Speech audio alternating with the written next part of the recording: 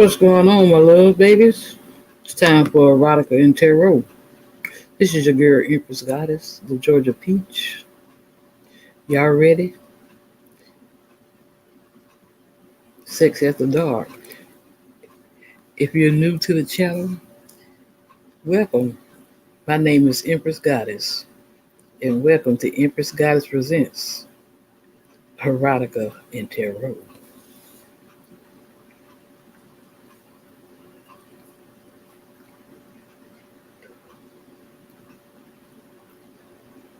Hello, it's Stray with a reading for the collective. Take what resonates, throw out the rest. This reading is actually my third time with it. There's something going on that's a little bit different. So there's an emperor here, but I don't feel like this is your person from the past. It could be. There's someone here who's like not leading, or someone feels like they're not leading, or they themselves are weak-willed, or someone feels weak-willed, like they are weak-willed, or someone just doesn't care. They're like a leader who is sort of off, like dictatorial. There's some sort of an injustice that is like a topic of conversation or an issue with this person. I'm feeling like this is like a father figure, or this is someone like the boss or something like that, emperor, a leader. It's like got to do with this message of concern. Either they're trying to block a message or they don't want to hear a message. But this is like some sort of an issue with this emperor and the karmic feminine and who they're involved with and what has happened here. This person, there's something about always partying. Someone's always partying. This is dealing with an older man. That's another reason why I don't think this is, that's why I feel like it's like a boss or a father. Someone might be feeling some sort of guilt in this situation for failing to lead, or someone sort of like draining someone for no reason, taking advantage of someone who's kind, something like that. And while someone's always partying,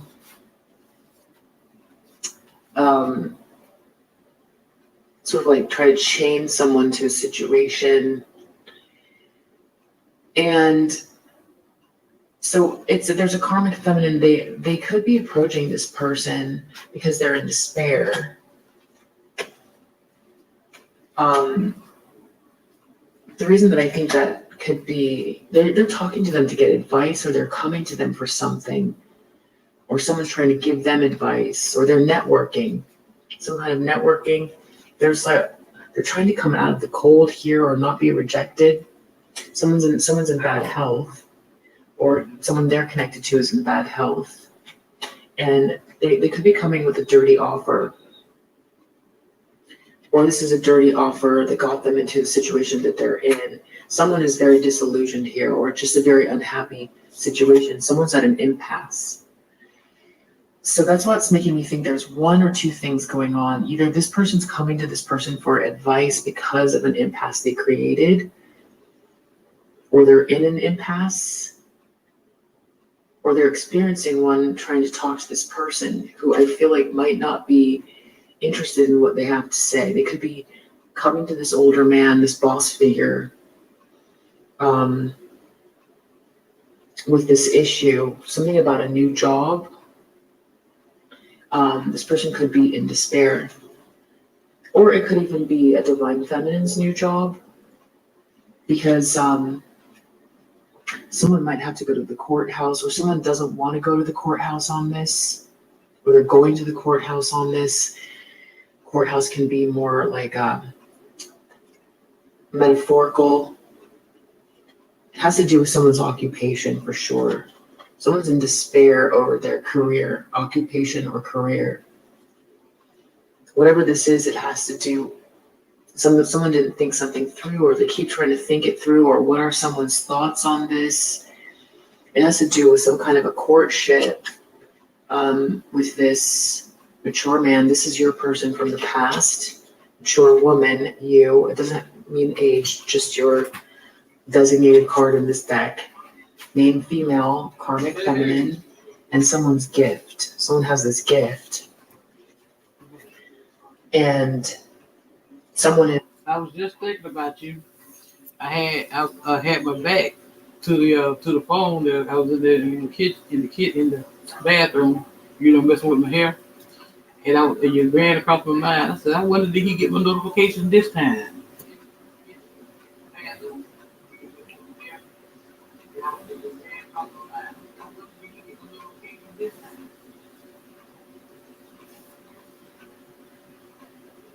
A company working party. They'd hit it off right away, and their love life was very passionate. So, Amy was curious what Mark could possibly want to show her tonight, but already felt touched that he was willing to cook for them tonight. Amy felt excited as she got into her car and headed for Mark's place. He lived in a nice apartment building with lots of modern features.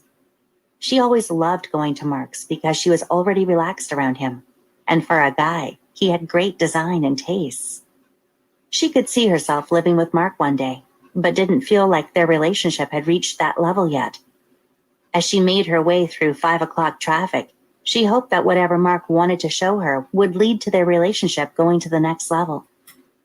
As Amy pulled into the parking lot of the apartment building, she turned off the car and pulled down the visor mirror to check her makeup around her green eyes and fix her brown hair. She was still dressed in her business dress suit and was hoping she still looked good for this evening. With Mark sharing a secret with her, she wanted to look her best. Amy took several deep breaths as she entered the apartment building and took the elevator to one of the top floors. She smiled to herself, knowing that in a few minutes she would be with Mark and hopefully get to learn what the big surprise was all about. She focused on keeping her breathing steady as the elevator came to a stop. Stepping out, she walked down the hallway in her 3-inch heels that improved her 5'6" height, doing her best to steady her nerves. She couldn't help but smile as she pushed the doorbell, hearing it ring in the distance. She could hear Mark quickly coming to the door as his footsteps sounded. As he unlocked it and pulled it open, Amy smiled brightly as she looked up at her gorgeous boyfriend. Mark frequented the gym, which was obvious in the way his body was toned like a Greek god. He kept his black hair trimmed and brushed to the side, his Italian heritage apparent in the way he styled his hair and always dressed in fashionable clothes. "Good evening, my dear," Mark said as he pulled Amy to him, wrapping his arms around her waist as he leaned down and placed his lips on hers. Mark was easily 6'2", and she loved the way he held her to him as he kissed her lips gently. "What a wonderful way to start our evening," Amy said as he broke their kiss. "Do I have a surprise for you?" Mark said with a wink as he took Amy's hand and led her into the apartment. At the dining table laid for two, Mark had placed 2 large candles that currently glowed. Rose petals decorated the table, and already there were 2 plates of pasta and full wine glasses. "Oh my goodness, Mark, this all looks amazing," Amy exclaimed as Mark sat her at the table. "Thank you. I really do hope you enjoy it," Mark said as he took the seat opposite her and picked up his wine glass. "2 new things," he said. Amy picked up her glass and carefully clanked it against his, a bright smile on her face. "Absolutely," she agreed as she took a long sip of the sweet wine. Then they began eating the tasty pasta that Mark had made from scratch. They talked about work and everything that had gone on that week. Since they both had full-time jobs, sometimes it was hard to stay in touch during the week when work life could be so crazy. It felt good to enjoy a great meal with the man of her dreams, Amy thought, as they ate together and simply enjoyed each other's company. I feel like I could eat this all day, Amy said as she set aside her fork, feeling full. Thank you, Amy. I'm truly glad you liked it. I have something special planned for dessert as well, Mark said with a wink before finishing his glass of wine. Does this dessert have anything to do with the surprise you told me you wanted to share with me tonight? Amy asked with a grin. Oh, yes, it does, my dear. I can't wait to show you. But first, you have to wear this blindfold, Mark said as he pulled out a long black blindfold made from leather that he had underneath his seat. Amy raised her eyebrow at him, finding the blindfold very intriguing. I'm willing to play along, she said in a lusty voice. Mark smiled with excitement as he rose from his chair and moved behind Amy so he could tie the blindfold around her eyes. He did so gently, not causing her any discomfort as he did so. Then he picked up her hand and pulled her to her feet, guiding her the whole way as they left the dining room. Just a little bit further, Mark said softly in her ear as he led her through a door. She listened as Mark turned the handle and opened the door, and then guided her inside. Amy felt a bit wobbly as she reached out in front of her, not sure what Mark had planned for her next. How are you feeling, baby? Mark whispered in her ear after he had shut the door behind her. A little anxious, very excited, Amy said as she smiled, her hand still out in front of her. She then felt Mark in front of her as he came into her arms, wrapping his arms around her waist. Next, Amy felt his lips on hers, and she excitedly returned his kiss, her hands moving up and down his back. As Mark pulled her closer, she could feel his erect cock through his trousers, and the very feel of it through their clothing caused her to become wet between the legs. I'm ready for dessert now, Amy said with a chuckle, as she broke their kiss and moved her hands to remove the blindfold. Not yet, baby, Mark said, as he clasped her hands with his and guided them down to her waist. Then Mark stepped behind her, bringing her hands with him till they were behind her back. Amy was patient, wondering what Mark was doing. But when she felt him tying what felt like silk around her wrists, she started to feel a bit nervous. Think I'm going to try to run away once you tell me your secret? Amy asked as she tried to pull her hands apart, but she quickly learned that even though the knots were gentle, they were tight. She heard Mark chuckle, followed by the sound of him undressing. No, my dear, I don't think you're going to run away. This is just all of what I want to show you, Mark said as he came back to her, allowing her tied hands to brush up against his stiff cock as he stood behind her. Then he started undressing her, taking off her clothes slowly as he kissed her exposed skin. Amy started to tremble with delight, moaning softly as Mark's hands roamed all over her body, the feeling incredible because she couldn't see anything he was doing. Oh, Mark, I don't think I'm going to last long if you keep teasing me like this, Amy said as she arched her back, thrusting her hips back into a stiff cock. Mark chuckled as he placed his hands on her round ass and guided his cock in between her cheeks, making Amy moan. Don't you want to see my surprise? Mark asked in a husky voice as he thrust his cock between her ass cheeks, the head of his cock rubbing against her wet opening. Oh, yes, Amy said as she moaned with delight. Then let me show you, Mark said as he let go of her waist and stepped away from Amy.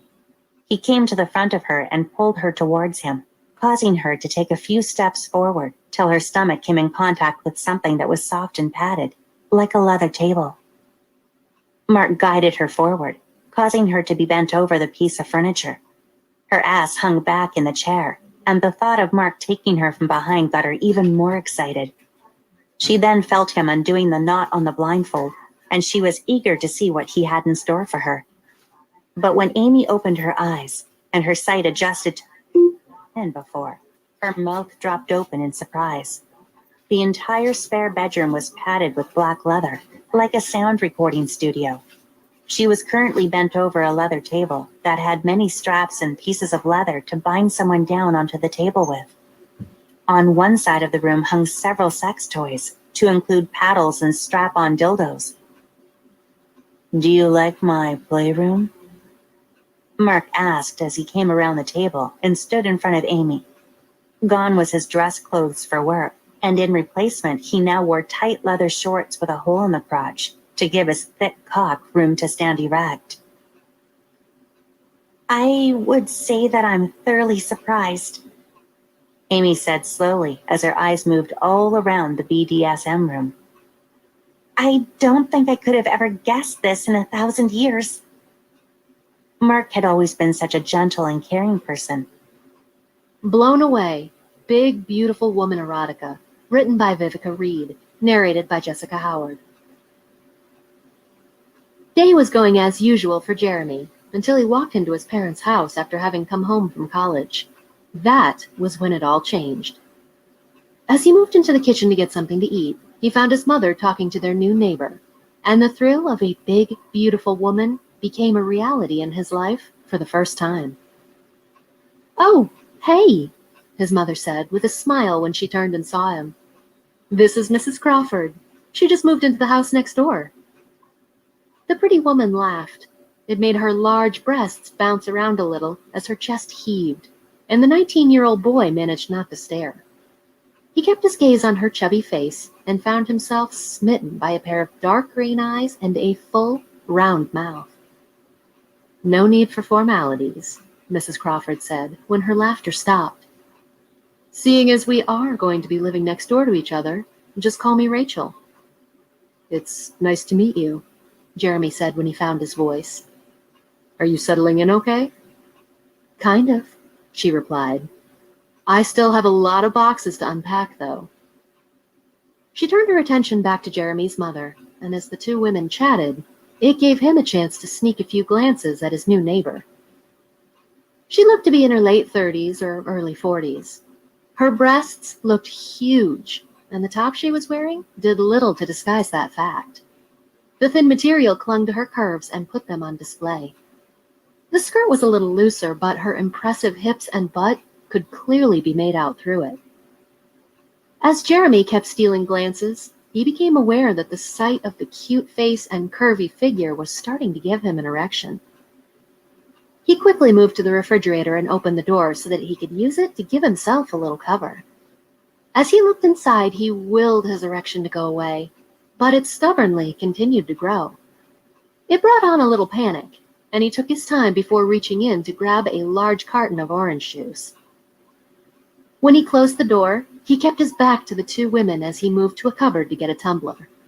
He then went to sit at the table and tried to calm himself as he poured a drink. The sound of his name almost made him jump. Sorry," he said. "I was miles away." His mother shook her head. "I was just saying that if Rachel needs a hand with any heavy lifting, you would be more than happy to help, wouldn't you?" "Sure," he replied. "I could do that." "I'll keep that in mind," Rachel said. Jeremy smiled and kept his eyes on her face. When she turned her attention back to his mother, he couldn't help dropping his gaze to her tits. He found himself more than a little mesmerized by the impressive size, but suddenly realized she was looking at him again and quickly brought his gaze back up. There was a slight grin on Rachel's face that seemed to show she didn't mind being stared at, but the teenage boy could still sense the heat of embarrassment on his face. "I guess I should get going," Rachel said. "Well, it was nice to meet you," Jeremy's mother said. "Just pop around if you need anything, and my strapping son will be happy to do anything you want." "Okay, that's good to know," Rachel said. When his mother wasn't looking, she flashed another grin in his direction, and he sensed his embarrassment rising. When the two women walked out of the kitchen, he worked to calm himself, and by the time his mother returned, his erection was fading away. "She seems nice," Jeremy said. "Did you meet her husband, too?" She's moved in on her own, his mother replied. She never came out and specifically said it, but I get the impression from our chat that she's divorced. Oh, okay, he replied. The thought that his curvy neighbor was single served to bring his excitement back, but he was all too aware of his erection returning. I guess I better get on with my coursework. He went on as a way of an excuse and quickly left the kitchen to go to his bedroom. As he lay on his bed, fantasies of beautiful big women began to plague his mind, and it became the norm over the next few days and weeks. The chance to help Rachel with her unpacking never materialized, but Jeremy took every opportunity he could to try to get glimpses of her. She didn't seem exactly shy of her larger figure, and the clothes she wore usually put it on display. Jeremy went out of his way to try and chat with her whenever he could, and she seemed friendly, if not even a little flirty at times. He found out she was divorced and single, and this only served to make his growing obsession with her get worse. His thoughts were constantly on what it would be like to see her gorgeous naked body and make her big curves shake by making love to her. In reality, he guessed that it would be yet another unfulfilled dream that he'd masturbate to, but he finally found out that wasn't the case. The Saturday morning started like any other, with his mother shouting up at him to get out of bed. She and his father left to go on one of their weekend shopping trips, and he knew from experience that they wouldn't be home until later in the afternoon. He ignored the call to get up and stayed in his bed a little longer.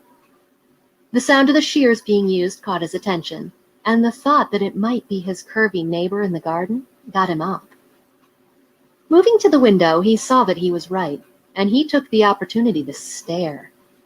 The baggy top she was wearing for a change disguised her larger breasts a little, but the tighter shorts really clung to her butt and hips. The temptation for a closer look was too much to resist, and he quickly dressed in shorts and a t-shirt and went down the stairs. Rachel was still working away as he walked out to the garden, and she looked across when she heard him. Jeremy couldn't stop himself from staring as she mopped her hand across her brow to wipe the sweat away. She then pulled the collar of her top down a little to wipe the sweat on her neck and chest.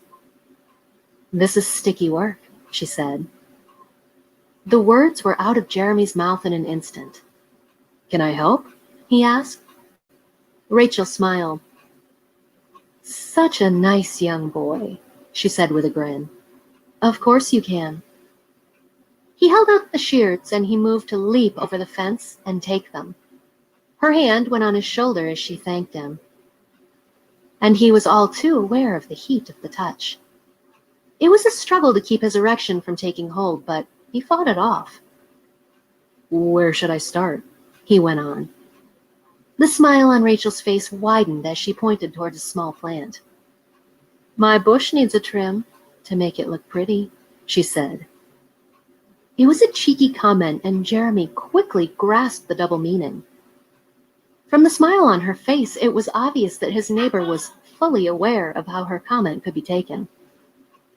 Jeremy couldn't stop himself from glancing down towards the front of her shorts and thinking about what lay beneath them. He turned away quickly, though, and moved to the plant to start trimming it. "So, where are your parents?" Rachel asked, as she moved to sit on a deck chair she'd set up. "They're..." The words stopped as he turned around to look and saw Rachel reclining in the deck chair with her legs spread open slightly. He tried to regain his composure as best he could. "They went out shopping," he said, as his gaze lingered on the pretty sight of his neighbor's body. "They sometimes do that on the weekends and are gone until later in the afternoon." Rachel made no effort to close her legs, and it took all his effort to look away and get back to trimming the plant. "So, you're all on your own then?" Rachel went on. It seemed like a leading question, and Jeremy gulped. Yes, for most of the day anyway." Nothing more was said as he worked to finish what he was doing, turning around when he was done. "What's next?" he asked. "Oh dear, you seem to be getting as sweaty as me," Rachel commented, as she pointed out a small tree. Your t-shirt will get soaked. Maybe you should take it off. Oh, fuck, thought Jeremy, as the idea of his fantasy coming to life started to form in his mind. He wasn't about to miss out on the chance, and did as he was asked. Pulling the t-shirt over his head, he moved to hang it on the fence. He could feel the heat of the older woman's eyes on him all the way, and when he glanced across, she smiled at him. Her gaze remained on him as he worked to finish trimming the branches of the tree, turning to look at her when the task was complete. "That's enough for today," she said, before he even opened his mouth to ask what was next. "Come on inside, and you can have some water or lemonade to cool you down." Jeremy watched as Rachel stood up. Following her, she moved towards the house. His gaze settled on her big, chubby ass cheeks as he walked behind her, and he wondered if he was about to see them without the shorts. His erection was taking hold, and he tried to fight it off again. When they moved inside the kitchen, Rachel pointed him in the direction of the table. He went to sit and expected her to get the drinks. Instead, she moved to get a towel and made a show of wiping it across her face. When she pulled the neck of her top down to wipe her chest, the sight of a little cleavage came into view. Jeremy's eyes fixed on it as the towel wiped the sweat away, and there was no holding back his excitement. His cock became solid, and he crossed his legs to hide it. His nerves rose as Rachel came over to him. She held out the towel, and he reached to grab it. His hand was knocked away, though, as Rachel stroked the towel across his brow, and then moved it lower to wipe the sweat from his chest. She leaned forward as she did this, and the neck of the loose top hung down. It gave Jeremy the perfect view of her large breasts, and he held in his breath. There was no concealing that he was staring, and Rachel saw that he was straight away. "Naughty boy," she teased. "Are you looking down my top?" "What? Oh, Jeremy spluttered. "I was getting stiff again as you stared at my breasts," Rachel finished and laughed. "No," he protested. He flinched as the towel moved lower and was pushed in his lap. Rachel laughed louder. "So what is that then?" she asked as she pressed on the erection. Jeremy sensed the heat of embarrassment and desire, turning his face a little red. "Sorry," he said. "Oh, don't be sorry," Rachel went on as she pressed on the hardness.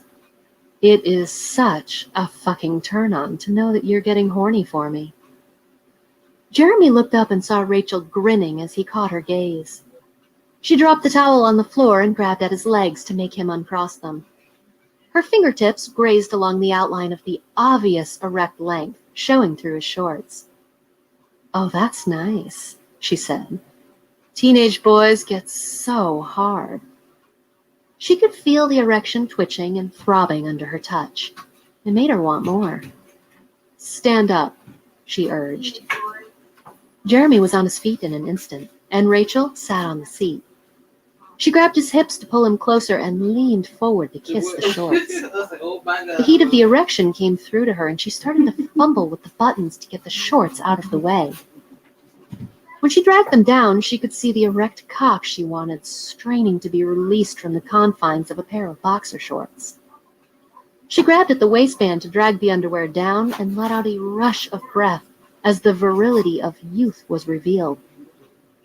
"Fuck." The word came out with her rush of breath, and she wrapped her chubby fingers around the stiff thickness. She heard a gasp from above. She looked up to see that Jeremy... Y'all never know what Empress gonna bring to you.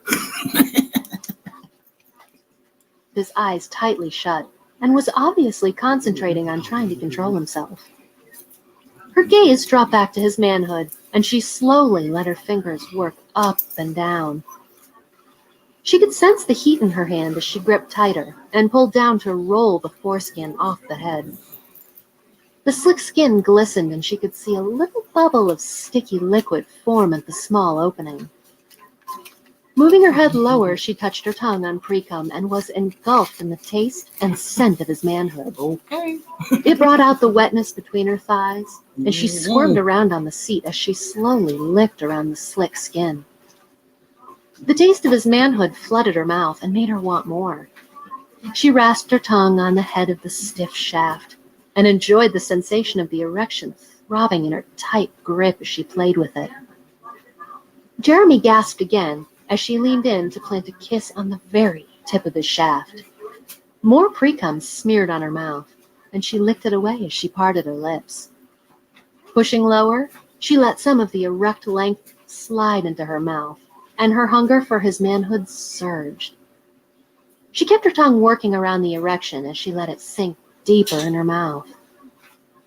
Raising her gaze, she could see that Jeremy's eyes were still closed tightly in concentration, and she guessed that having an older woman suck on his shaft was a fantasy that would make him finish quickly. That suited her, as the urge to taste his cum was taking hold in her mind. She guessed that she would easily be able to get a horny teenage boy turned on again for more fun, and set about making him lose his first load. She sucked enthusiastically on the erection and let it slide even deeper into her mouth, until she could feel it nudging the back of her throat. It brought out her desire, and she started to work her mouth up and down the solid length. The touch of her lips working over the bulging veins was fueling her hunger for more, and she upped the pace of the blowjob until her mouth was rasping up and down the hardness at a frantic pace. The stiff shaft throbbed and jerked around as she used it, and as excitement rushed through her, she worked to take the full length. The tip of the shaft was pushing down her throat as she threw herself at it and let Jeremy make her gag, knowing it would drive him crazy. When she slowed her pace again, she looked up and could see the strain on his face as he tried to hold himself back. Working up to the tip of the shaft, she made sure a thick string of spit and precum kept her lips connected to the tip as she pulled up. It remained in place as she talked. "Don't hold back," she urged, and saw the teen boy look down. "I promise I'll give you more." Jeremy's eyes opened wide as he watched Rachel use her tongue to play with the string of wetness connecting his penis to her lips. She finally broke it and ducked down to kiss the tip again. The warm softness of her mouth surrounded him, and he let out a groan. He tried to relax and let the pleasure rush through him, but he tensed up as wet lips began to stroke his shaft once again. Rachel worked slowly to begin with. She brought her hand up to the heavy balls and shuddered as she wondered just how much they were storing. It spurred her on, and she started to massage the balls to relieve them of their load. At the same time, she upped the pace of the blowjob until her mouth was flashing along the erect length. There was no stopping this time as she worked to make Jeremy give her what she wanted. She was pushing down to make her lips touch on his balls and let his shaft slide down her throat. His groans got louder as his exhilaration mounted, and the strong twitching of his erection showed that he was getting close. Rachel massaged the heavy sacs in her hand more eagerly as the blowjob came to an end, and as Jeremy tensed, she knew what was coming. The first blast hit the roof of her mouth powerfully and splattered down on her tongue. The taste of cum made her shudder, and she took the erection deep, so that the thick white shot down her throat. She gasped as she pulled back, and grabbed at the shaft as it continued to unleash a torrent of white on her. "Oh yeah, good boy," she encouraged, as the powerful splashes of white streaked across her chubby face and stuck to her skin. She gripped the shaft tight and milked it all over her face. Keeping her mouth open, she let more land on her tongue and looked up to see the wide-eyed expression of lust on the teen boy's face as he watched her. It was a massive turn-on, and she continued to stroke his manhood until she emptied his balls. The breath was rasping from her as the warmth of the cum slid down her skin. Rachel kept her mouth open to show the white on her tongue as she stroked her fingers across her face. She made a show of sucking them clean, and grinned when she opened her mouth again to show that the cum was gone. She squirmed around on the seat as the heat of arousal continued to rush through her veins. It made her want more, and as she stood, she dragged the loose top over her head. "Oh, fuck," Jeremy said quietly, as the full beauty of her huge tits was exposed to him. He couldn't stop himself, reaching out to grab hold. He squeezed tightly on the soft flesh and could feel the nipple poking through the bra. Rachel grabbed her shorts to drag them lower and bring her big panties into view. She sat down again and parted her legs. Slipping a hand between her thighs, she stroked on her panties and the wetness smeared on her fingertips. She grabbed hold of Jeremy and after dragging him to his knees, wiped her fingers on his Y'all mouth. like that, don't you? He licked hungrily at the taste of her as his gaze settled between her legs. "You don't need permission," she teased and laughed. The laughter stopped, though, as Jeremy dropped his head down and kissed on her panties. The taste of her femininity grew stronger, and he flicked out his tongue to lick at the wet stain on the silky material. His touch rasped along the outline of her lips, and Rachel squirmed around and gasped as the excitement rushed through her. She grabbed the teen boy's head to pull him onto her, and he licked harder. The soft material was pushed inside her cherry as he tried to get his tongue inside. But he forced back against the pressure on his head. It gave him a little room to work, and he grabbed at the edge of the panties. Rachel shuddered as the silky covering was dragged out of the way to reveal her naked glory to the eager gaze of a teen boy. She grabbed his head to pull him forward again, and this time the kiss was on her naked skin. She groaned as Jeremy's tongue snaked out to lick at her and pushed her ass forward to the edge of the seat. Her slit lips were opened up as the pressure of the touch increased, and she groaned as his tongue slipped inside her. Jeremy pushed forward to burrow as deep as he could in the wet hole and licked frantically at the wetness on the slick cherry walls. His lips pressed against soft skin, and as the pressure on the back of his head increased, he was held in place to lick out her hole. I got y'all now. He worked his tongue around as it got soaked, and the taste spurred him on for more. Bringing his fingers to the top of Rachel's cherry mound, he sought out her clit to play with it. She bucked up from the seat as the heat of the touch took hold and writhed around. Her body responded to the sensual play, and she could feel the arousal bringing her closer to the climax she was craving. She held the teen boy on her as he struggled to back off, and when she finally relented, grinned as he gasped for breath. Jeremy was given only a few seconds to recover before he was dragged forward again. His tongue plunged back in her, and his head was engulfed by the soft flesh as Rachel closed her thighs to trap him in place. The scent and touch of her became his whole world, and he licked frantically as he pushed his tongue deep. When the pressure on his head finally eased, he pulled back a little. "Ravage me with your fingers," Rachel urged, and he didn't need to be told twice.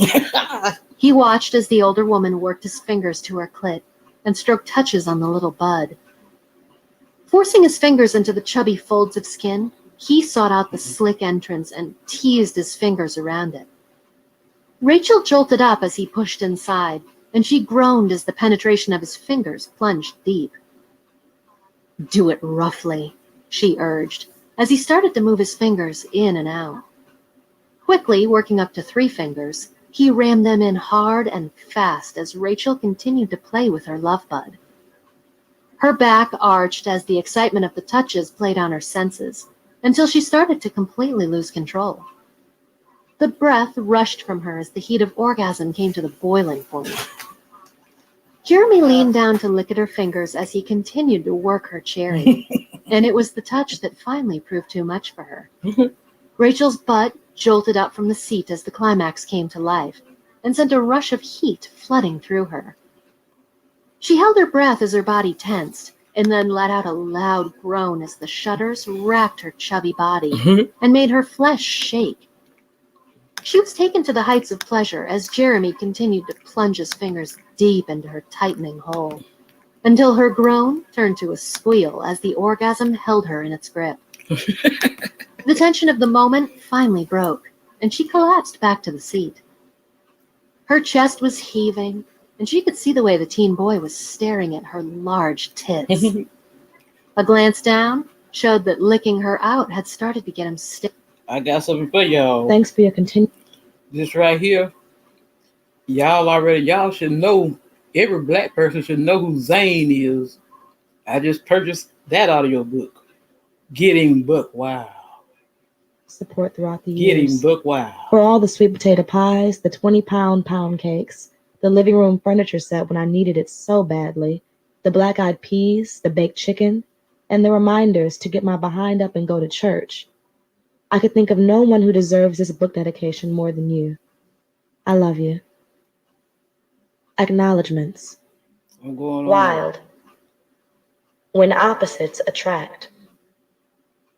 You have an 8:30 meeting with the board of directors about the 5% projected increase in the fiscal budget, a 10 o'clock meeting with the legal team about the impending lawsuit from the Grayson Corporation, a lunch meeting with Ronald Jackson about his transfer to the Hong Kong office, and a 3 o'clock conference call with the regional managers from Los Angeles, Dallas, and Atlanta. I could hear my secretary Shelley running off my daily schedule, but I was looking past her out of the office floor-to-ceiling window. She had greeted me at the door, mug of steaming coffee in her hand, 2 creams and 1 sugar, just like she did every morning. She was a pretty sister, tall, graceful, beautiful skin, perfect smile, but she always seemed so stressed out. I often wonder why she let her executive assistant job get to her so much. Granted, I was stressed out all the time as well, but I had more to lose. Unlike me, Shelley earned no more than $889.95 after taxes every 2 weeks, no matter what her work performance. I glanced up at her, standing rigidly like she was preparing for a military drill. Shelley, can I ask you a personal question? A nervous expression shadowed her face, causing me to wonder if she was afraid of me. We were the exact same age, but had never bonded. Hear I was the what? vice president of corporate development. Hear what, baby?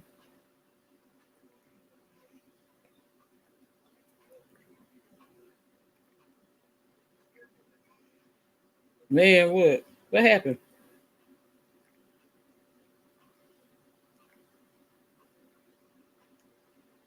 Something happened?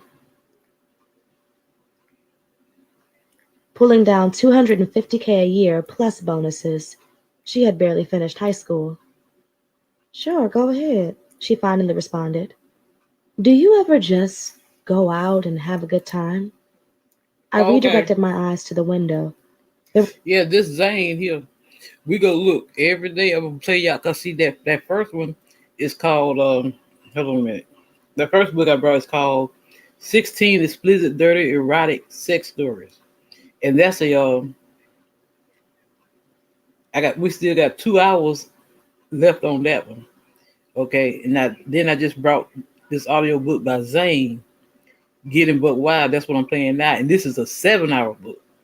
I already know how Zane get down. I love Not her a cloud books. in the powder blue sky. I mean, just let it all go. Hang out with friends, party hardy. She giggled. She was gleaming at the mere thought of it. My friends and I all go to this club over in Brooklyn every Friday night for happy hour, and sometimes we go to a reggae club on Saturdays. Reggae, huh? It was my turn to giggle. I can't even imagine Y'all already know once this shit get to the sex, this shit gonna be banging. Cause Zane be boy, Zane don't play. you dancing to reggae music. Shelley sat down facing me in one of the leather-winged chairs across from my desk. I couldn't remember the last time she had actually taken a seat, other than to take dictation. I was pleased. It felt comfortable, like 2 sisters shooting the breeze. You already know what that means. It's gonna be what? Woman on woman. What about you, Malia? I mean, Miss Kincaid. Malia's fine, I responded. You don't have to be so formal all the time. Thank you. I didn't know whether to be flattered or offended by her thank you. Did she think I was so highfalutin she had to show appreciation for calling me by my first name? So what about you, Malia? Do you ever just hang out? I pondered her question. I wasn't sure that attending business dinners with clients or boring social engagements at the country club with my parents constituted hanging out. Shelley, to be honest, I really don't know, I answered.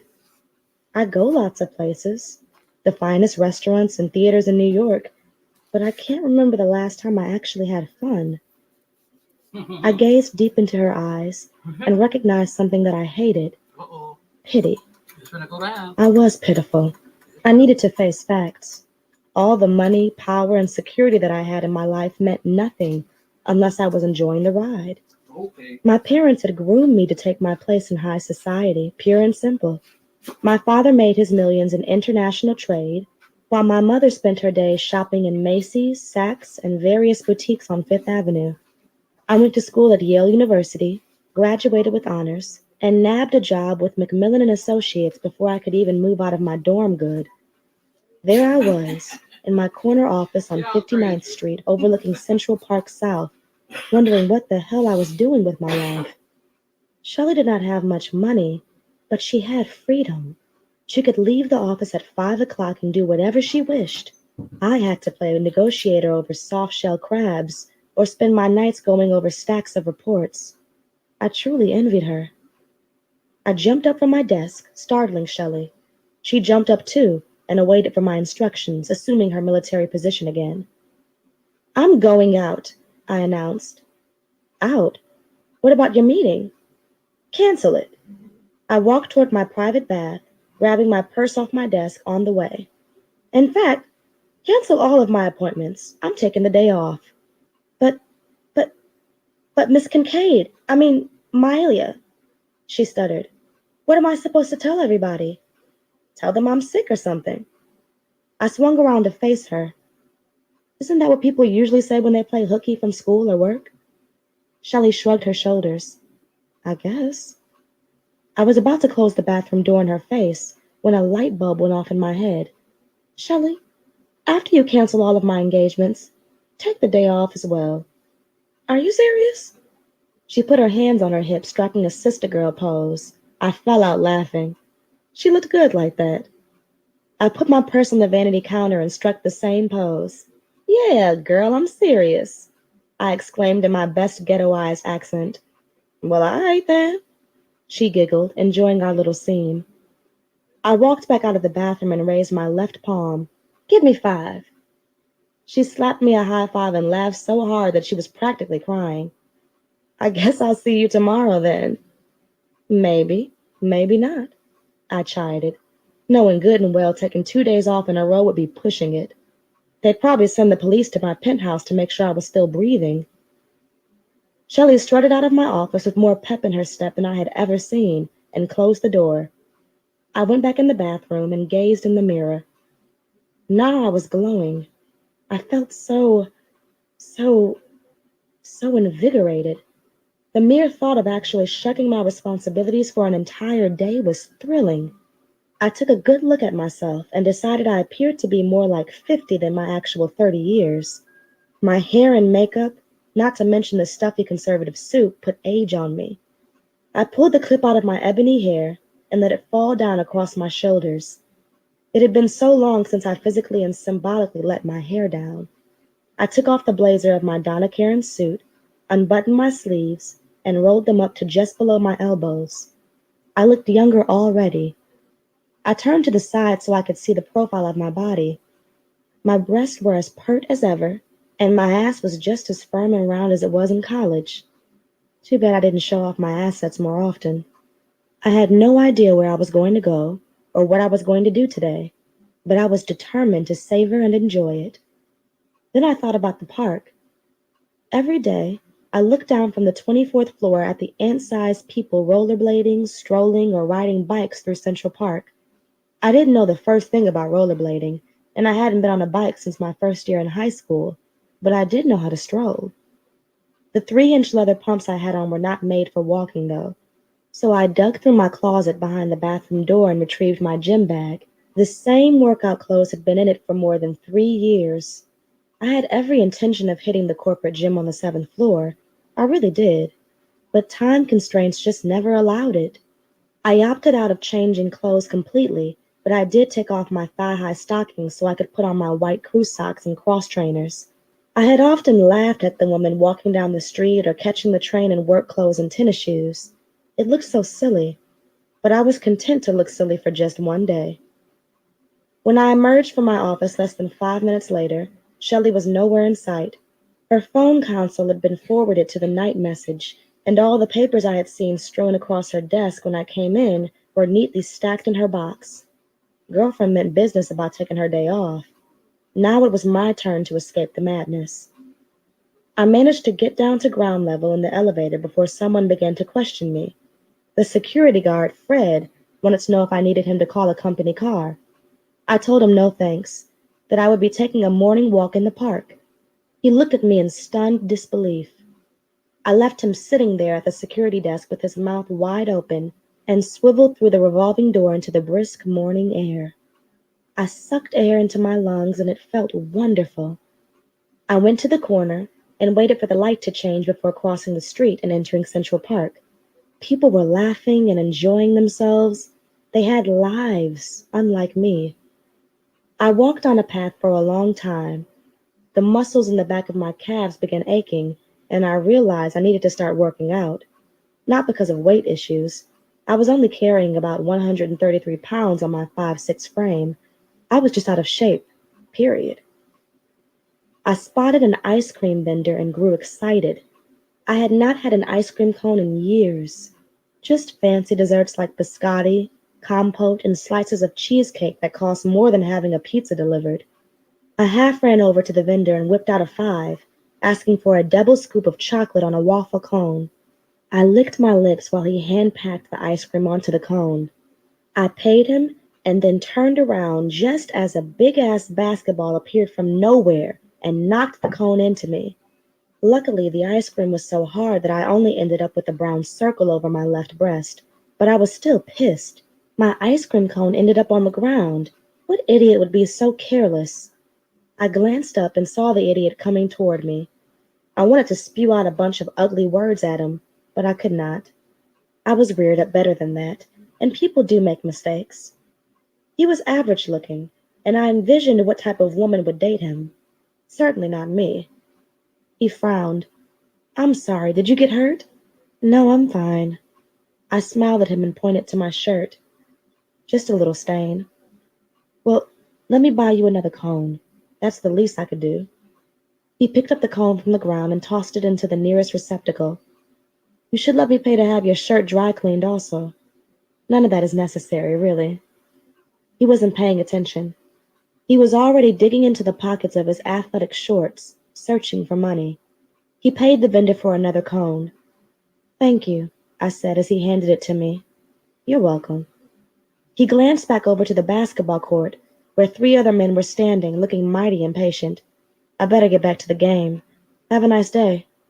"You too." I decided that my best strategy was to find a bench and eat my cone. I did not want to risk someone bumping into me while I was walking and causing another mess. There was a bench on a hill about 30 feet from the basketball court, so I grabbed it seconds before a man in a suit with a bag lunch got to it. I was sitting there, licking the hell out of my ice cream cone, when I started surveying the rest of the men on the court. One of them stood out from the rest, not just because of his height, though he had to be at least 6'5". He stood out because he was the finest man I had seen in ages. Sepia skin, ebony eyes, and some seriously lickable lips. None of them had on a shirt, but his muscles put the rest of theirs to shame. "Damn," I heard myself exclaim out of lust. Before I finished my cone, I was in heat. The ice cream did nothing to cool me down. I was sitting there fantasizing about that man's hands, tongue, and whatever else all over me. Once I finished my cone, I did not budge. I was mesmerized. "How foolish," I finally said to myself. "This is so unlike you, Malia." That may have been true. In fact, it was completely unlike me, but that did not keep me from following the brother when he threw his shirt back on and started walking away. I had no idea what I hoped to accomplish by following him, but I kept my distance. I was sure he had absolutely no idea that I was trailing him until... Why don't you just walk beside me? Was he talking to me? Unfortunately, he was. He had stopped dead in his tracks and turned around, staring down at me. Excuse me? Was the only response I could come up with. I said, why don't you just walk beside me? Why would I want to do that? I asked, feigning innocence. It's better than following me, he grinned. You are following me, right? Don't be absurd. I could not believe his nerve. Even if he was right about me following him, he did not need to point it out. What are you, some sort of narcissist or something? I have no idea what that means. A person who's egotistical, full of themselves. Now I do know what that means, but I'm not that. He pushed a loose hair away from my face and I felt faint. He was turning me on so much that it was scary. I am flattered, though. I can't imagine why, I replied, determined to keep some composure. I saw the way you were checking a brother out on the court. Oh, were you just playing basketball back there? I asked the question with a straight face. I wasn't paying attention. I was too busy eating my ice cream cone. The way you ate it was a treat in itself. He licked his lips. I wanted to lick them for him. It made me wonder if you devour everything else like that. You're nasty. He came a step closer, and I could smell his sweat. Even that was turning me on. And you're fine. I'm also well bred. I don't tolerate men speaking to me in such a fashion. That much was true.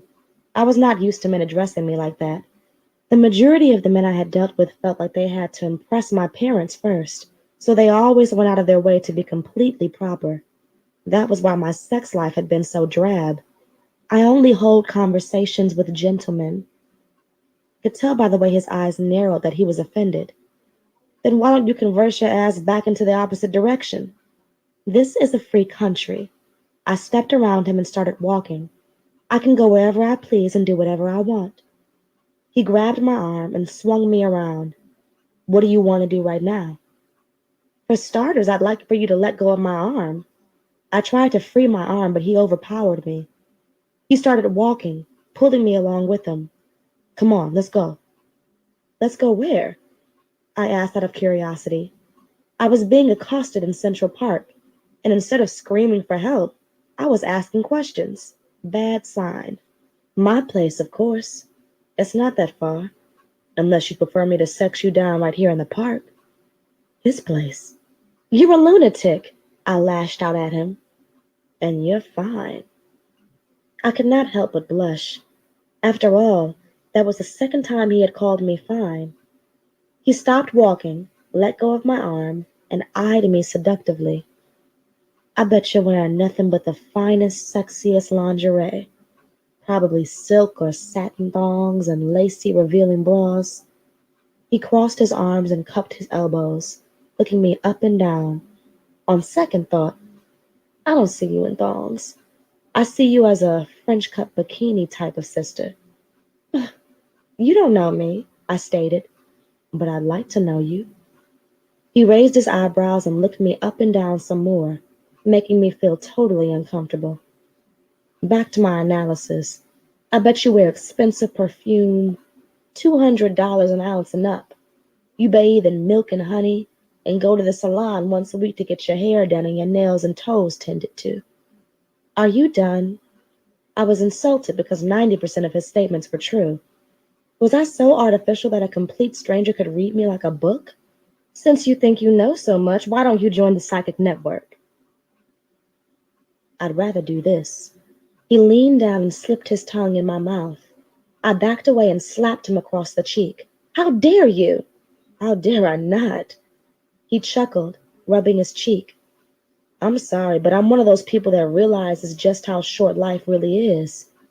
To just let you walk away from me and risk the chance of never seeing you again is asinine. I'll be damned if he was not making sense to me.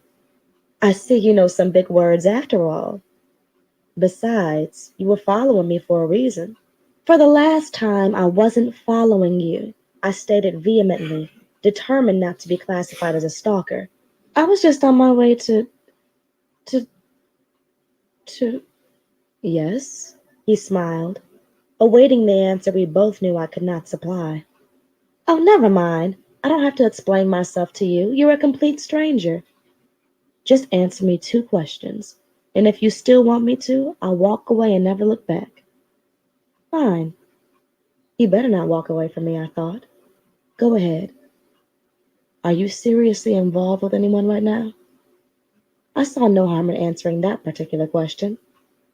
No, but that's because I work all the time and a simple yes and no will do. I rolled my eyes at him. Your other question? Has any man ever made you feel the way you imagined it would feel? I got y'all niggas' attention tonight. Feel like in your dreams? How did he know I had sexual dreams? Damn him! What makes you think I have dreams? That's answering a question with a question. Play fair. I rolled my eyes at him again. Everyone has dreams. But that doesn't mean everyone dreams about sex, I countered. Most women do. See, there goes that psychic ability of yours again, I chuckled. Did you take an official survey or what? Don't you want a man that asks you what you need, what you crave, what you yearn for, and actually cares enough to try to give it all to you? He started playing with my hair, fingering it gently. A man that not only talks the talk, but walks the walk. His fingers moved to my lips and started tracing the outline of them. A man willing to move heaven and earth to make sure you get just as much pleasure out of making love as he does. Stop it, I squealed, stepping away from him. Just stop it. I can't. He closed the distance between us again and put his arm around my waist, using his other hand to hold my chin up so that I was forced to look at him. I want you, and I don't even know your name. You don't even have to tell me if you don't want to. Just come with me. Take a chance. Do something totally uncharacteristic in your normal life. I've already done that once today by just being here in the park, I said, wondering how far I was really willing to take this. Twice in one day might be pushing it. Life is about pushing past limits. He gave me a peck on the lips and then drew my bottom lip into his mouth, suckling on it for a few seconds before letting it go. Life is about doing everything you want while you still have a chance. Tomorrow is guaranteed to no one. I debated all of 5 seconds before I started tonguing the living daylights out of him. His place was a dump. I was halfway afraid to even walk through the front door. He lived in a public housing complex, the projects, the type of place I had never been anywhere near in my entire life. His 1-bedroom apartment was dark and dank. As soon as he turned on the living room light, roaches scattered for cover. I think I better go, I whispered, turning around in hopes of making a quick exit. He grabbed my elbow. Don't tell me you came all the way here with me just to leave. He saw the way I was surveying his place. Ah, I get it. You hate my home. You think you're above all this. He let go of me. Well, take your prissy ass on then. I thought you were ready for a real man. I'm not prissy, I stated defensively. I just hated being called out. And your place is lovely. We both knew I was lying. I'm just not comfortable being here with a stranger. No one knows where I am. This is like something out of a movie. Not yet, but it can be. He grinned seductively at me. I don't have a camcorder, but I do have a Polaroid. Want to take some pictures? You're insane. He pushed me up against the open door frame and palmed my breast through my blouse. I'm not insane. I'm just horny. I want to spend the rest of the day getting to know your body and committing every single inch to memory. His lines were getting rather corny, but that did not prevent my panties from getting wet. Have you ever been tied up? He was insane. No, I never have and never will be. He smirked. Still don't trust me, huh? Still don't know you, I replied crudely. Besides, I wouldn't let you tie me up if I'd known you my entire life. I trust no one that much. Well, I trust you. I'll let you tie me up if you want to. Are you serious? He started unbuttoning my blouse. I'm very serious. You would actually let me tie you up? Tie me up?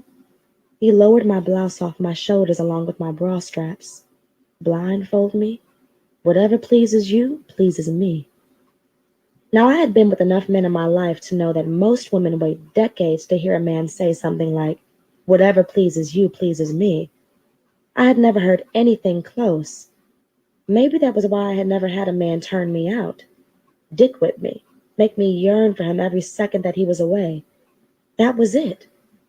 That was the second I knew I was not leaving his apartment without getting the dick. I started helping him with my clothing, and within a few seconds I was nude from the waist up. He rubbed my hardened nipples between his thumbs and forefingers while I hiked my skirt up. I wanted to provide easy access when he was ready for the goodies below the waist. He gazed into my eyes, and my breathing became heavy. There was something about the way he looked at me. It was clear that he was a man about his business, and that I was in for one hell of a sexual experience. I was ready for him to lead me to the bed, but he shocked me by letting me go. I need to take a quick shower. I'm all sweaty from playing ball. I started to say I don't give a damn. Okay, but make it fast, I heard myself demand. He grinned. Don't rush it. Good things come to those who wait. I watched him walk toward the bathroom, stripping along the way. He kicked off his shoes and bent down to yank off his socks. Then he lost the shirt. His back was well defined, and I imagined digging my fingernails into it in the throes of passion. He let his shorts drop and stepped out of them, revealing form-fitting black briefs. Damn, what an ass. He stopped a foot shy of the doorway and turned to me. Why don't you come in? You can help me scrub something. Possibly everything. I did not respond.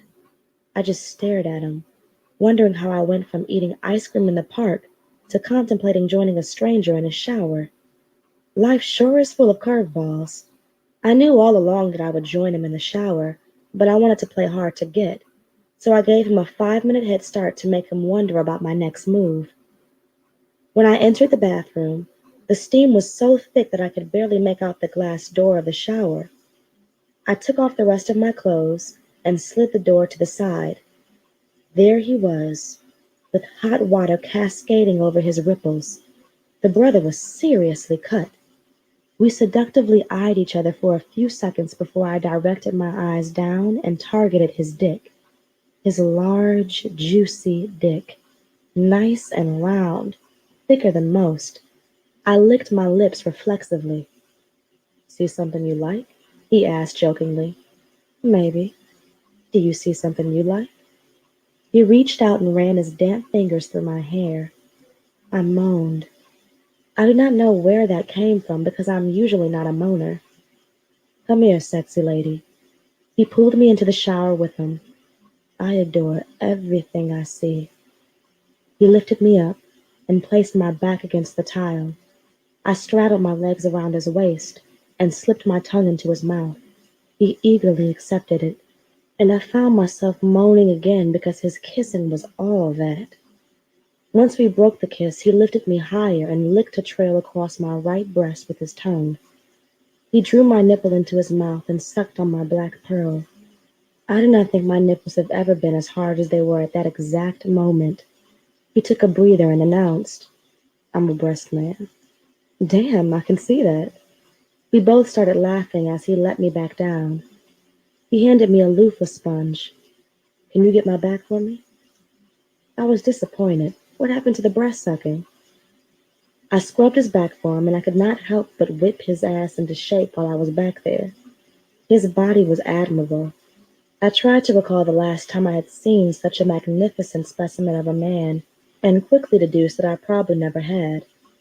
He did not seem like he would turn around any time soon, so I reached in front of him and began to caress his stiff dick with the sponge.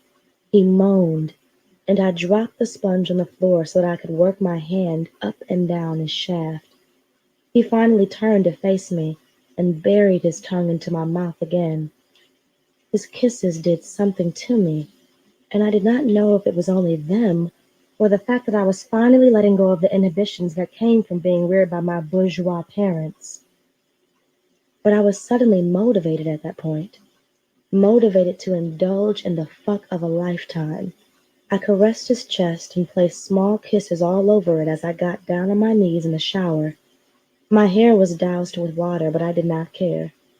I definitely would not be returning to work that day. It had been years since I had even had the craving to suck a dick, but the mere thought of taking him into my mouth made me tremble. I gazed at his dick, surveying every inch and vein. "You look delicious," I told him. "Well, don't let me stop you." He tried to push my head toward his dick and I pulled back. "Whatever pleases me, remember?" I said coldly, staring up into his eyes. I don't like it when a man instructs me, in my own time, in my own way. That seemed to intrigue him. He grinned, and though it seemed impossible, his dick became even harder inside my hand. I stuck my tongue inside the head and sampled his essence. Mmm, that is delicious. Before he could respond, I took him deep, and he pressed his hands against the wall to keep his balance. The water made it easier to slide him in and out, and I kept taking in more and more, relaxing my throat until I could feel the tip tickling my tonsils. I used one hand to hold his dick in place so that I could deep-throat it and teased his balls with the other one. He began to shiver, and I sensed that he was about to explode, so I released him from my mouth and started licking up and down the shaft. He was a stranger, and allowing him to come in my mouth was out of the question, no matter how much I yearned to taste it. I finished him off with a few seconds of handiwork, and when he came, we both watched it trickle down the center of my chest with delight. "Damn, woman! I knew you were something when I first saw you." I did not comment. I just stood up and told him, "Your turn." He did not hesitate to get on his knees, place one of my feet on the side of the tub, and bury his tongue in my pussy. I threw my head back into the stream of water, raised my arms, and grabbed the shower head so that I would not slip. My pussy had been an entree a few times, but never an all-you-can-eat buffet. Not until that day. He ate me until I came all over his tongue, twice. We were washing each other off when the hot water finally ran out. We giggled as we leaped from the shower, struggling to share the same towel to dry off and not freeze. I finally yielded the towel to him and ran into his bedroom, burying myself under his black comforter. He jumped into bed beside me. "Let me have some of that. You have the towel." I leaned over and kissed his shoulder. "And you can have me too, if you want me." "Oh, you know I want you." He climbed on top of me and started sucking on my neck. "There's one condition," I said, trying to refrain from laughing because I am ticklish on my neck. He looked at me. "What's the condition?" "You have to wear a raincoat. The last thing I need is to catch something, especially pregnitis." He chuckled. "Pregnitis?" I slapped him gently on the chest. "Yes, you know what I mean." He got up and retrieved a condom from his top dresser drawer. I sat on the edge of the bed, opened it, put it in my mouth, and secured it on his dick. He was impressed with me, and so was I. I had wanted to apply a condom like that ever since I saw it on cable television. In my humble opinion, I did one hell of a job. I pulled him onto the bed and straddled him. "I want to be on top," I said. "Whatever pleases you," he said. I leaned down and gave him a kiss. Just what I wanted to hear. I guided his dick into me, and it filled me up. I had to pause a moment to let my body get used to the size of his invasion. Then I started moving slowly as he palmed my breast and squeezed. I lowered them to him so that he could suck on my nipples and got into a rhythm. After that, we did not speak another word for an hour. Not while I was riding him. Not while he took me from behind and pulled me back deeper onto him by grabbing my hair. Not while we pleased each other orally again. Not while I dipped my fingers into myself and let him suck my pussy juice off them. We just immersed ourselves in the experience. He fucked me to sleep, and by the time I awoke, I could see the sun setting from his bedroom window. I glanced at his alarm clock, and it was after 7. I felt behind me where he should have been and found emptiness. I got up from the bed, wrapped a sheet around me, and walked out into the living room. His hand was buried in my purse. "What are you doing in my purse?" I lashed out at him. He turned around, startled. "Nothing." I stomped across the room and grabbed it from him. He laughed uncomfortably.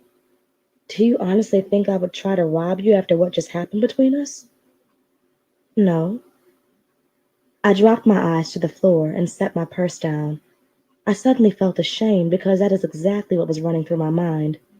"Go ahead," he insisted, picking my purse back up and shoving it at me. "Check and make sure nothing's missing." I set it back down and caressed his cheek. I apologized for sounding accusatory. "I'm just a bit nervous about all of this." He pulled away from me and plopped down on the sofa. "I'm sorry to hear that. I was hoping you would be totally relaxed." "I am. I mean, it was great. You were great. Great enough to see again? To see on a regular basis?" There it was, the dreaded question that I had hoped would not surface. "I can't," I replied, deciding honesty would be best. "You and I are from two different worlds, and people in my world just wouldn't understand." "Why does it matter what they think?" I sat down beside him and pondered on that. Good question. He took the sheet off me and teased my nipples. "Tell me your name." "Well, what's in a name?" "My name's Julian." Part of me wanted to tell him my name, my history, my goals, my desires. The other part, the sensible part, told me to just seize the moment. So I did. I seized the moment, and I seized his dick, taking it into my hand and rubbing the shaft to prepare it for round two.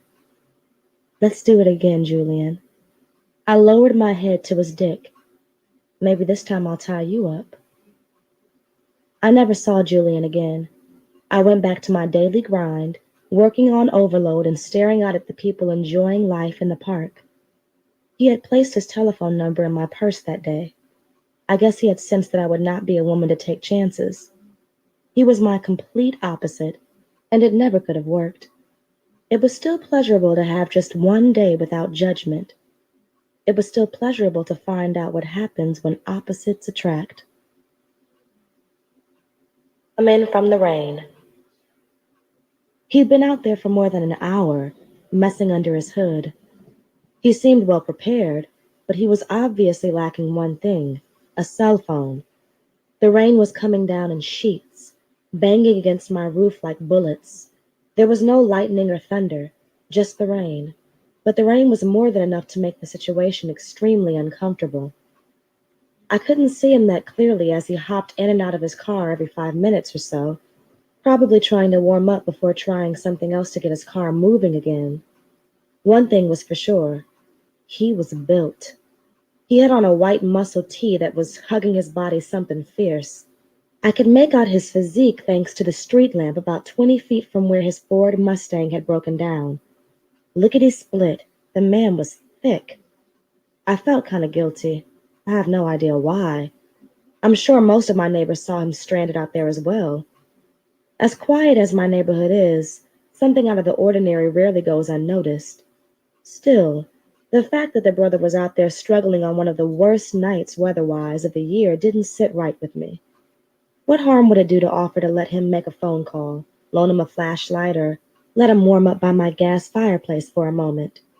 I had on nothing but a knee-length flannel nightgown, a present from my mother, who was always worried about me catching colds even though I was well into my 30s and had been independent for more than a decade. I went to the closet in my foyer and found my London fog overcoat, quickly throwing it on and sliding my feet into a pair of rubber rain boots. I was about to open my door when the phone startled me. It was like something out of a horror movie, the loud ringing serving as some sort of warning not to go outside, or the boogeyman might get me. I snatched the receiver up on the third ring. "Hello?" "Hey, Kimmy, it's me." "Me who?" I asked coldly. I knew it was my ex-boyfriend Mike, but played dumb anyway. I didn't want him to think that he could phone me at will and get me excited. This is Mike. Oh, oh, is it all you have to say to me? He asked. What else would I have to say? I replied. I haven't spoken to you in weeks. He laughed into my ear. Kimmy, I haven't called you because I figured you needed some time to calm down. That immature tantrum you threw last time I saw you was totally uncalled for. Now it was my time to laugh. Immature tantrum? I'm not the one that tried to bring some Jerry Springer type drama into the mix. You had some woman calling my office demanding that I stay away from you. I didn't tell that tramp to call you, he said with disdain. I don't even know how she got your number in the first place. Obviously, she got it from you, even if it was indirectly. I'm just glad she didn't find out my home phone number because it would really have been on. Forget her. He got quiet for a few seconds, without question trying to strategize his next move. I made a mistake, Kimmy. I had a weak moment. What can I say? I'm all man. Is that the best you can do? I yelled into the phone. What can I say? I'm all man. I moved the curtain aside on my front door to see if Mr. Bilt was still out front. He was. Poor thing. Kimmy, how about I come over? Mike asked. It's raining cats and dogs, and I know how horny you get in bad weather. He was right. I was horny, but not desperate enough to allow him back into my temple. Why don't you call your piece on the other side? I'm sure she's down, the way she was sweating you. I don't want her. I want you. Too bad. I slammed the receiver back on the cradle and grimaced so hard out of anger that I got an instant migraine. I'll show his ass, I thought. I swung the front door open like a woman on a mission. I stumped across my front porch and right down my steps, pulling the back of my coat up and over my head to protect my recently permed hair from damage. Excuse me, I yelled out, from the sidewalk on the opposite side of the street from where the brother was parked. He looked in my direction, and I could finally make out his face. I was not disappointed. Hello there, he responded loudly. Bad night. Yes, it is. Do you need to use the phone or something? He came closer to me, and once he got within a few feet, I knew I wanted to fuck him. I'm typically not whorish, but there's a first time for everything. A phone would be nice. I turned around and went back up the steps. Follow me. Once inside, I asked him, What's your name? Randall. Randall Davis. I reached out to shake his hand. I'm Kimmy Thompson. Nice to meet you, Kimmy. And thanks in advance for your hospitality. I kept hoping that someone would be generous enough to offer a brother some help. You guys sure don't get much street traffic around here. No, it's rather quiet. I took in every inch of him with my eyes. The tight white shirt was damp and exposing every single muscle. He had short dreads and a dark complexion and long, sexy eyelashes. You could have just knocked on someone's door. Well, Kimmy, I thought about knocking on a door or two, but in this day and age, you never know what you might find. Most people are so suspicious, especially of us brothers, that I didn't want to cause a ruckus. Most of the people around here are extremely friendly. That statement was true for the most part, with the exception of Queen Bitch across the street. I have never seen a nosier woman in my entire life. Talk about not having a life. I had a cookout once, just once, because I'm not big on having functions at my house. People don't appreciate or take care of your shit, and I can't afford to have people messing up all the stuff I worked so hard to pay for. Anyway, the bitch across the street took it upon herself to sit outside on her porch with the pair of binoculars and peep everything that was going on. She went up and down the street with a pen and pad writing down license plate numbers and made all of my guests nervous. I won't go so far to call her a racist, but she is white. I have seen my other neighbors, all white, have events, and she wasn't out there recording information. If Randall had mistakenly knocked on her door, she might have called the police on his ass, for real, and reported a prowler. He looked like he was freezing in his wet clothing, so I asked, Randall, would you like a blanket or a dry shirt? A blanket would be fine. As petite as you are, I doubt I could fit into one of your shirts. I thought I saw a flicker of lust in his eyes as he said that. At least, I hoped I saw lust. Unless your man has a shirt I can borrow. I blushed. I don't have a man. He flashed a smile. Oh, come on. A sexy young woman like you has to be taken. I'm quite sure you don't live in this big old house all alone. Actually, I do. He started trembling even more. I'll be right back, Randall. Let me go grab that blanket right quick. I ran up the steps to get a spare blanket out of the linen closet. While I was there, I decided to do some quick coochie maintenance. A woman always has to be prepared for any kind of sex, including oral sex. No man wants to get down there and wonder about your hygiene practices. I freshened up with a towel and soap and hit it with 3 sprays of feminine deodorant until all Shit, all them goddamn dick she be taking in. Shit. fresh powder scent invaded my nostrils. When I got back downstairs, Randall was standing by my mantel checking out the photos of myself and my family. Here you go, I said, handing him the blanket. Thank you. He wrapped the blanket around his shoulders and then pointed at the pictures. You must come from a very large family.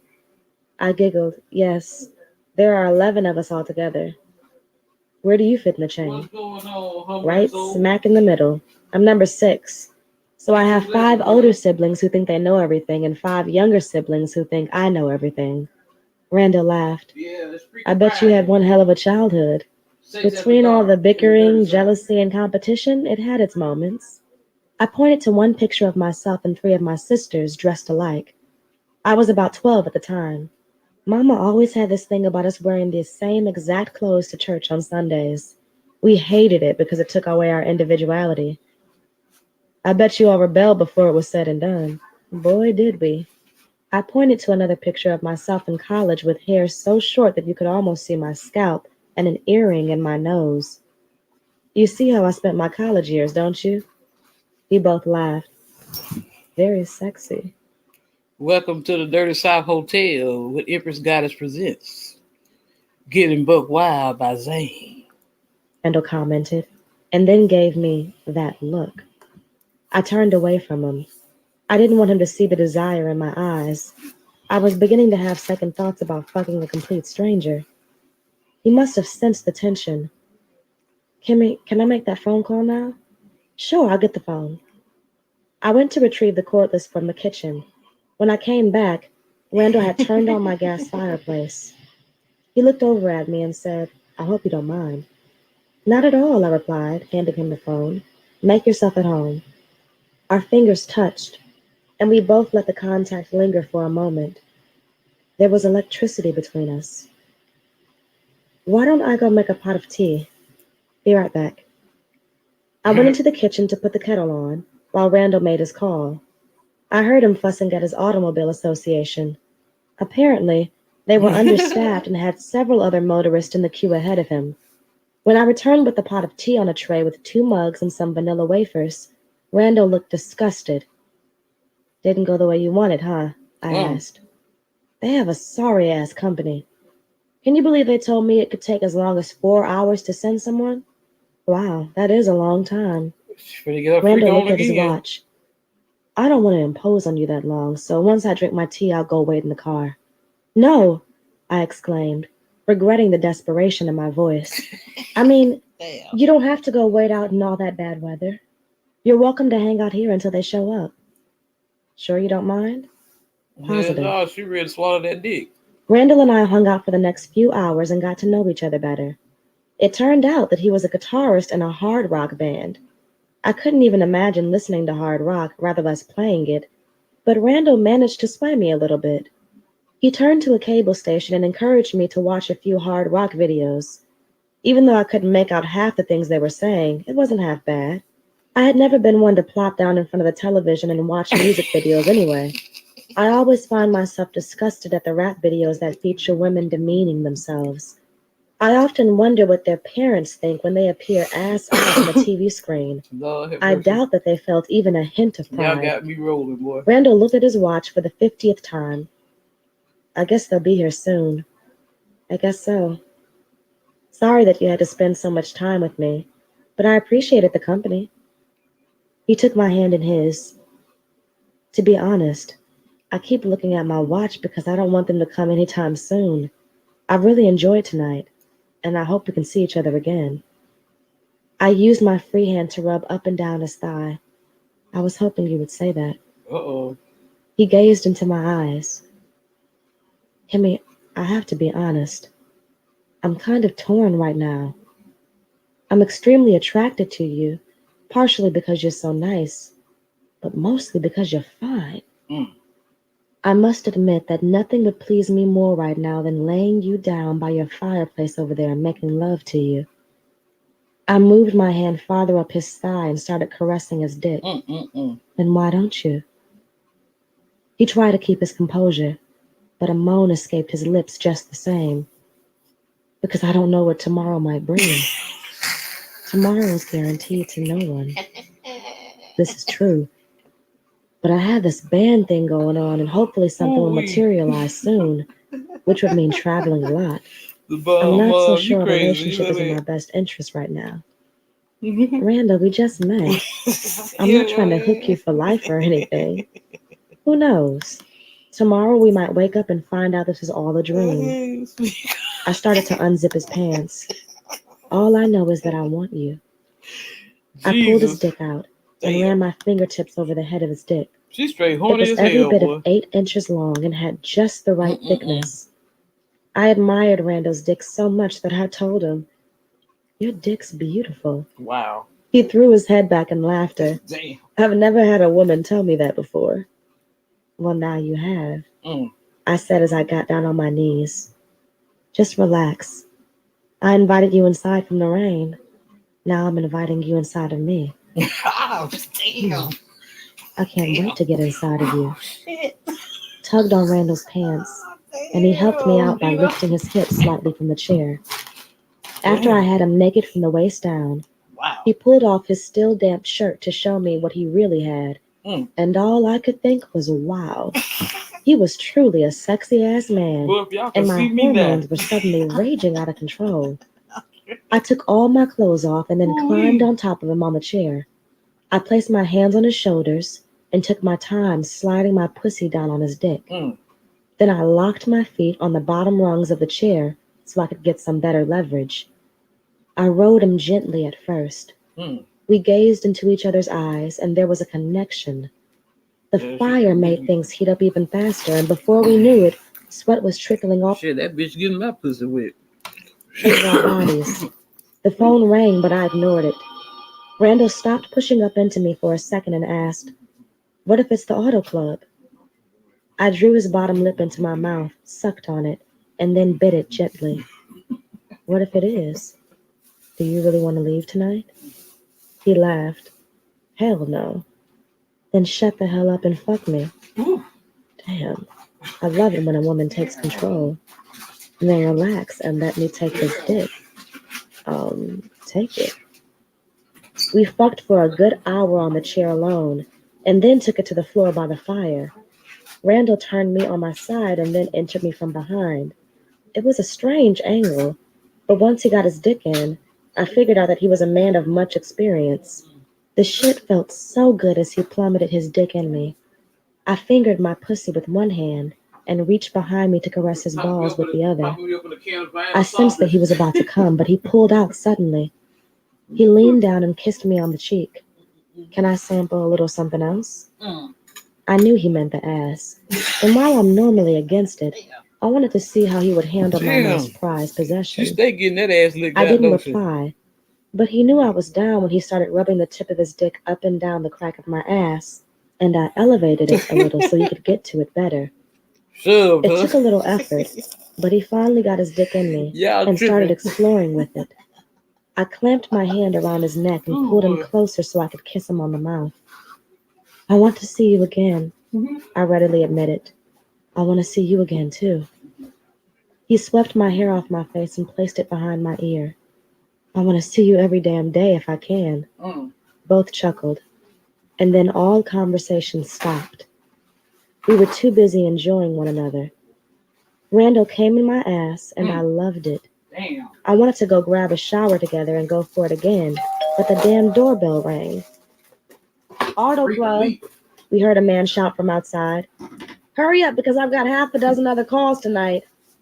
Randall stared at me lovingly as he pulled his dick out of my ass. I better go see about the car. I can get them to tow it and I can still stay. I grabbed his face and kissed him with as much passion as I could muster. Hurry back. I was pissed off when I found out that Randall would have to actually go with the driver when the car was towed. Apparently they had new regulations. I planned to write his crappy auto club the next day and complain.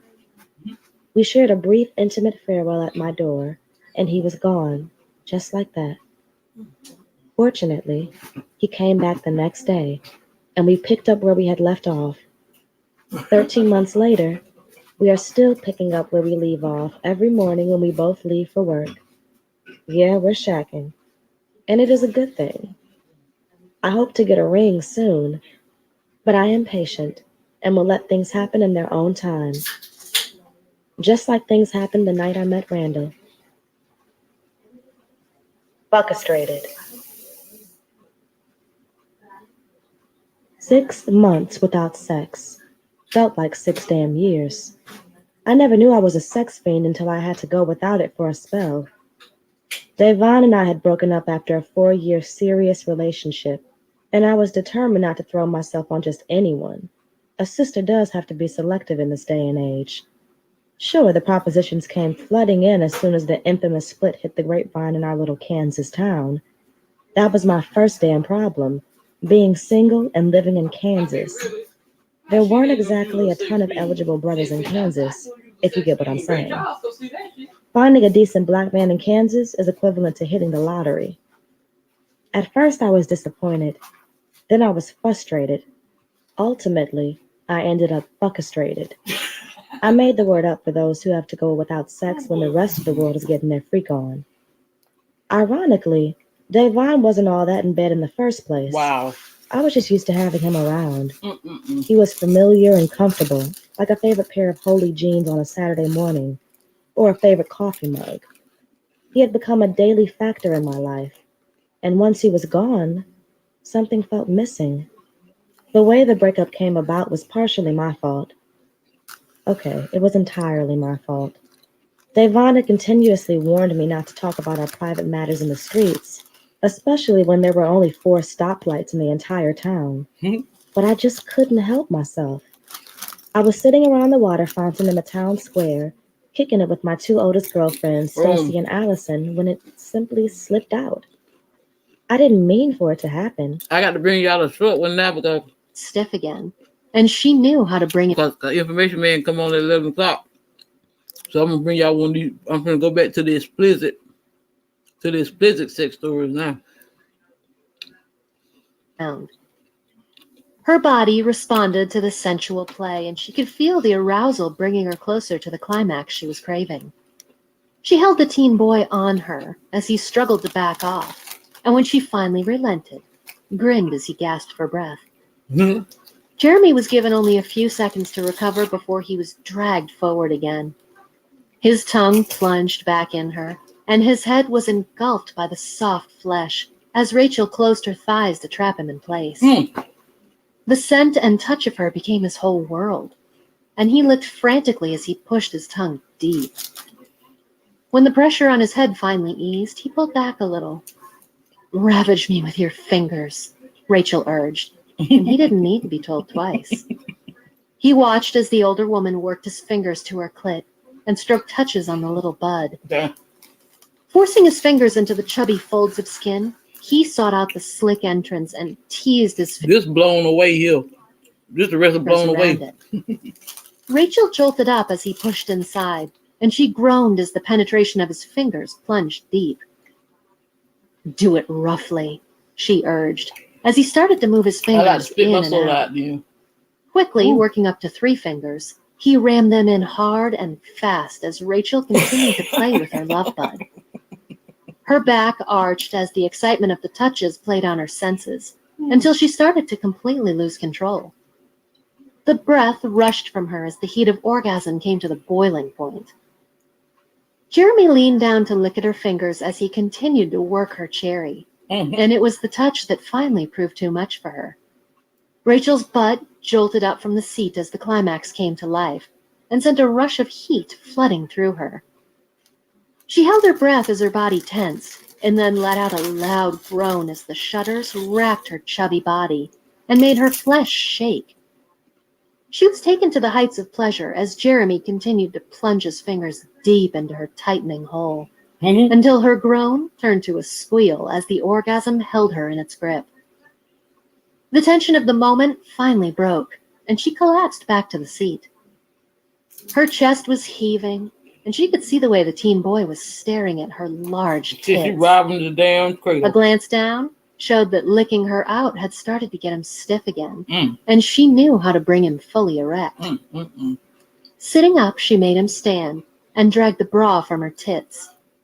The large mounds sagged down a little, and she kept a touch around them. "You want to play with these, don't you?" she teased. Jeremy nodded his head and gasped as she reached to grab his stiffening shaft. She brought the tip to a nipple and played with it on the little bud. Squeezing the head of his thick shaft, she tried to open up the little slit at the end to tease it on her nipple. Ooh-wee. His manhood was quickly becoming fully erect, and she pulled it to her cleavage. Pulling her tits apart, she waited for the teen boy to move forward and then wrapped the soft flesh around him. He groaned as she stroked her tits on his shaft, and his entire length was lost in the soft flesh. This moment was something he fantasized about so much, but the reality was even better. His groans got louder as Rachel stroked the soft skin of her tits on him, and he could feel his body responding. The throbbing of his manhood started to drive him crazy, and he thrust forward to drive himself into the soft warmth. It was one of the best moments of his life. To look down and see big tits being used on him, the sight of his cum still clinging to Rachel's face stoked his desire even more, and he threw himself forward. The thought of unloading more cum on the soft mound started to grow in his mind. Wow. But his older lover seemed to have other ideas.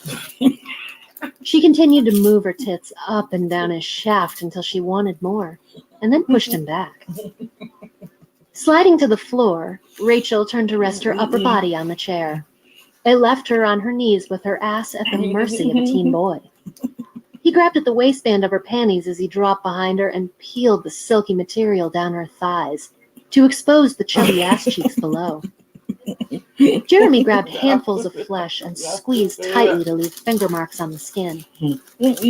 Pulling the ass cheeks apart got him a glimpse of Rachel's tiny, puckered hole, and he moved forward to bring the tip of his shaft to it. Rocking his hips, he brushed a touch back and forth over the tight hole, and a surge of excitement rushed through his body. He could barely believe his luck as he moved his hands to the curvy hips and took a tight hold. Pushing forward, he stroked the underside of his manhood on her asshole and shuddered at the thrill of the moment. Rachel reached behind herself and grabbed her butt cheeks to pull them wider. Oh, I thought you had no left to "Take get a me," child. she urged. Jeremy grinned as he savored the moment You he have a found chat off the himself train in. tonight. It was better than he had ever imagined, having a big, beautiful woman on her knees and encouraging him to take her. He wrapped If y'all want me to keep dropping this erotica, put a 1 in the chat. fingers around the base of his shaft and worked the tip onto the chubby folds of his skin. The wetness of her cherry smeared on his shaft as he worked it along slick cherry lips. He finally settled the head of his erection in place and shuddered as he pushed forward. The slick lips yielded to him, and he spread them apart as he slipped inside. His groan sounded loud as he pushed forward and plunged all Y'all must be didn't hear me. I said y'all want me to quit dropping this. Keep on dropping this erotica. Put a 1 in the chat. the way inside the soft warmth. His animal hunger for sex came to the fore, and he gripped at Rachel's chubby hips to take a tight hold.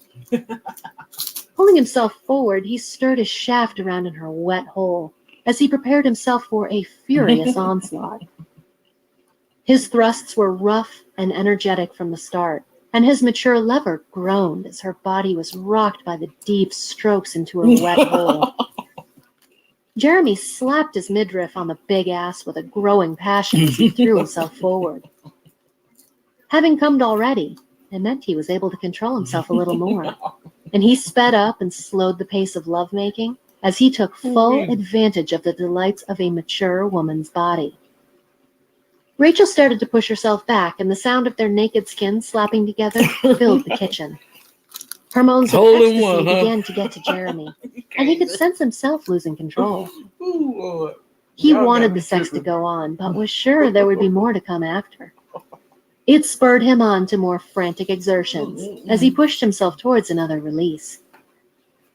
The tingle in his balls grew as he had sex with his big, beautiful neighbor, Ooh. the frantic strokes of his erect shaft intensifying until it finally became too much. His low groan got louder as he got closer to unloading, and he finally rammed forward with a forceful thrust as the cum started to rise. His body shook as he grabbed tightly onto Rachel's hips and pulled himself deep into her femininity. The powerful spurts of thick white splashed on slick walls as he gave his lover a second load of cum. He continued to thrust forward as his shaft jerked out sticky strings of white, and he couldn't help pulling back to splatter some cum on her chubby ass cheeks before he finished. Rachel groaned as the warmth of the sticky mess dirtied her ass Oh, and boy. stroked her fingers through it. Dirty boy, she teased as she played with the cum. Damn. She finally old turned and freak. made Jeremy get to his feet so that she could lick his shaft clean.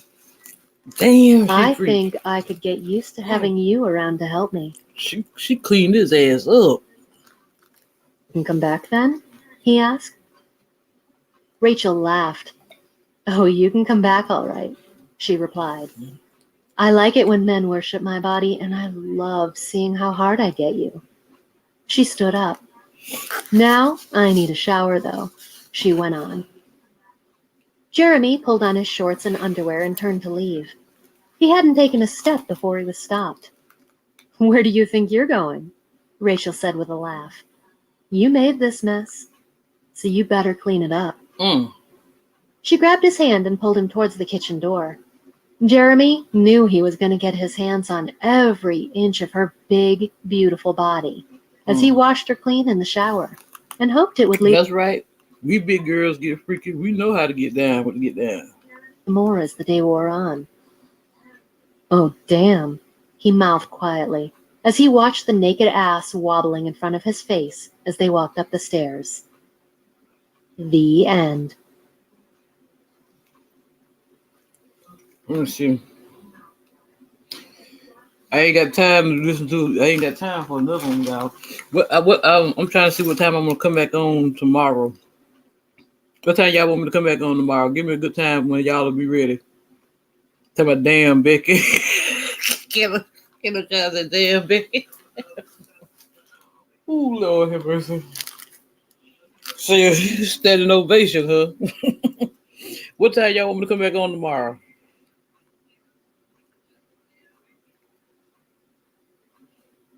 So around the same time?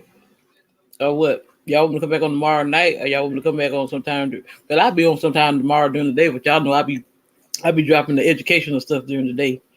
At the dark is when it get freaky. How about that?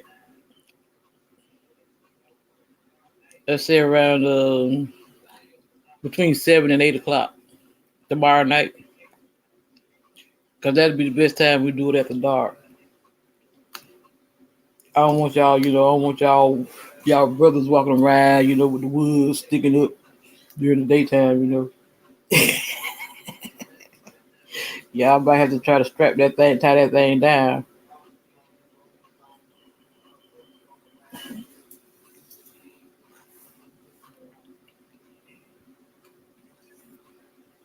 And down, walking around. Okay, that's what I'm talking about. I had everybody around here in the daytime like, damn. Now, Goddess, you wrong with this shit here. So we're gonna do that because we still have, let me see. Still have 2 hours left on this book here. And then on Zane, we still have 6 hours left on Zane. So I still got 8 hours worth. I still got another 8 hours worth of erotic. And then I got another credit. I brought another. I had to buy 3 credits, bundled up at a time. So I still have another credit left. I got to search for another erotica book, so I have one on standby. This same time here. Well, I started around. See, I've been on about 2 hours. I started around 8 o'clock, a little bit after 8. I think it was. Well, because I done been on. I did one earlier, then I came back and did another one. Oh yeah, man! Look here, we all grown shit. What you say you want? What they say they want the bomb on? They want what? A lady in the streets and a freak in the sheets. This is your girl, Empress Goddess, the Georgia Peach with the sweet motherfucking beat. If you like my content, please like, share, subscribe. Drop a comment down in the box below. I'll share as above, so below, as within, so without. Let me tell y'all something. Don't y'all go nowhere and do nothing I wouldn't do. I love y'all.